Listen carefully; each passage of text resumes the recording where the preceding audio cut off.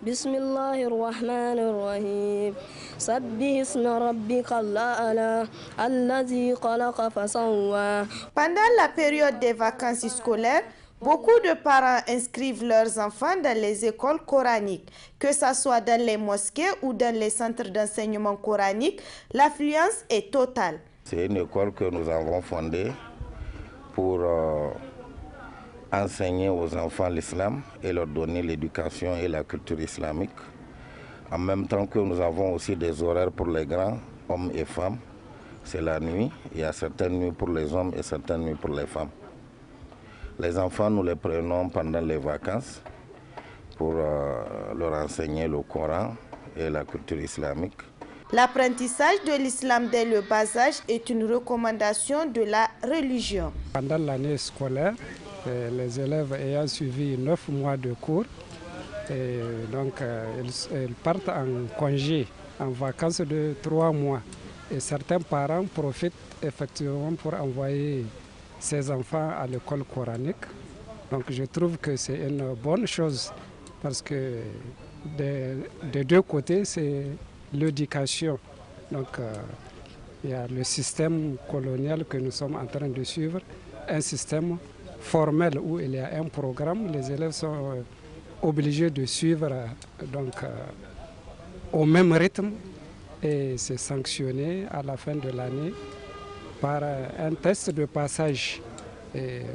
Alors qu'au niveau de l'école coranique, c'est l'informel, comme on le dit, et les élèves suivent les cours chacun à son rythme. Quant aux apprenants, les cours de vacances dans les écoles coraniques sont une occasion à multiples opportunités. Certains d'entre eux témoignent. Je viens pour qu'on nous enseigne l'islam, parce que c'est notre religion. Si on refuse d'aller faire des vacances, je viens pour apprendre l'islam. C'est les vacances. Je viens ici pour apprendre ma religion. Je ne vais pas passer mon temps à jouer. À la maison, il n'y a rien à faire et je suis venue pour apprendre le Coran. Les grandes vacances scolaires permettent ainsi aux enfants de parfaire leurs connaissances sur l'islam, ce qui constitue un plus pour l'enfant.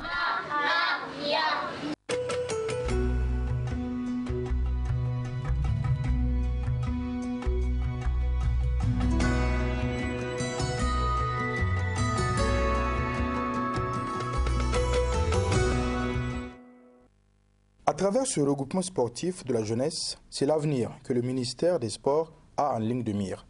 Pour cette phase pilote, 3 disciplines sont retenues, le basket, le hand et le foot.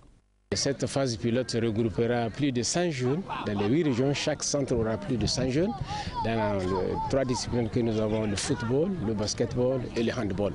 Donc aujourd'hui, sur l'ensemble du territoire du Niger, dans les chefs-lieux de région, la même activité que vous assistez aujourd'hui se déroule présentement, n'est-ce pas, dans les 8 régions, dans ces 3 disciplines. Donc voilà, c'est une politique du ministère de la Jeunesse et du Sport qui consiste à ramener le sport à la base. Les catégories retenues sont les U15 et U13. On a essayé vraiment de coupler cette activité à la finale de football élite que nous avons lancé, ça fait plus d'1 mois et demi, où nous avons enregistré 35 équipes au niveau du Niamey, U15 et U13 qui se sont affrontées. Donc présentement aujourd'hui c'est les phases finales. Les U13 ont joué leur premier match, leur finale, et nous assistons présentement à la finale de U15. Et sur l'ensemble du territoire, comme je vous l'ai dit, c'est plus de 3600 jeunes qui ont participé d'abord à détecter ceux qui seront retenus dans les centres. Et finalement au finish, nous aurons 100 jeunes dans les 3 disciplines qui seront suivis régulièrement pendant 5 à 6 mois, 2 séances par semaine. Les entraîneurs de PS concernés, optionnaires dans ces disciplines, sont formés tout récemment à Maradi. Nous avons équipé tous les centres des équipements football, tout ce que vous savez comme matériel de compétition. Donc tous les centres sont dans un minimum de conditions pour essayer vraiment d'accompagner ces jeunes. Les activités continuent dans les différents centres communaux, un travail qui aboutira sans nul doute par la détection de jeunes talents.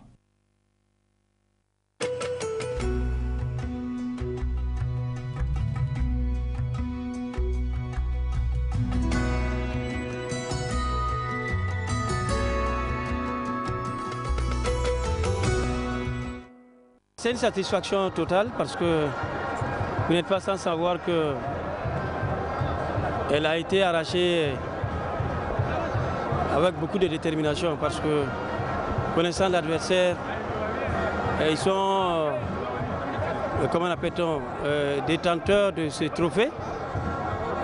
Ils l'ont mis en jeu, nous jouions la finale avec eux, il fallait être vraiment, prendre tout au sérieux parce que on savait que ça pouvait finir dans ces conditions-là. Donc on a eu la chance de marquer les premiers. Et bon, on pensait même qu'on allait finir tel. Et malheureusement, on a failli. Et parce que je savais que la Soudan, même s'ils marquaient, c'est dans ces conditions-là, ils pouvaient marquer un but. Et la seule qu'ils ont obtenue, ils l'ont concrétisée. Donc je me dis que quelque part, on a manqué de concentration. Mais le plus important, c'était de gagner. Et nous l'avons fait vraiment. Félicitations à mes jeunes joueurs, à l'encadrement, aux responsables de l'équipe, à l'institution, parce que ils ont cru en moi, ils m'ont fait venir. Et voilà ce que Dieu nous a donné. Je pense que c'est une fierté pour moi et pour eux d'être à ce niveau. J'ai perdu une finale. Mais pour moi, je viens de commencer dedans. Et je remercie le bon Dieu de m'amener à ce niveau. Et comme je l'ai dit, la finale va être à la hauteur, ça a été à la hauteur. On a perdu sur les détails. Tir au but, c'est du pile ou de face. Moi, personnellement, je tire chapeau aux joueurs qui ont donné le meilleur d'eux-mêmes. Et je n'oublierai pas le bureau exécutif de l'AS Douane qui n'ont ménagé d'aucun effort pour nous mettre dans les conditions optimales pour vraiment jouer cette finale.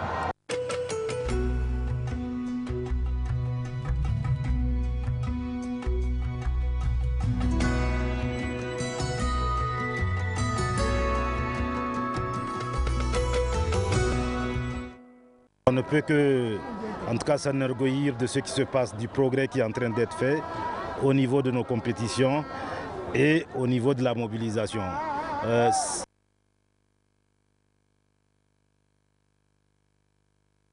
Il y a eu un progrès par rapport à l'édition de l'année passée du moins.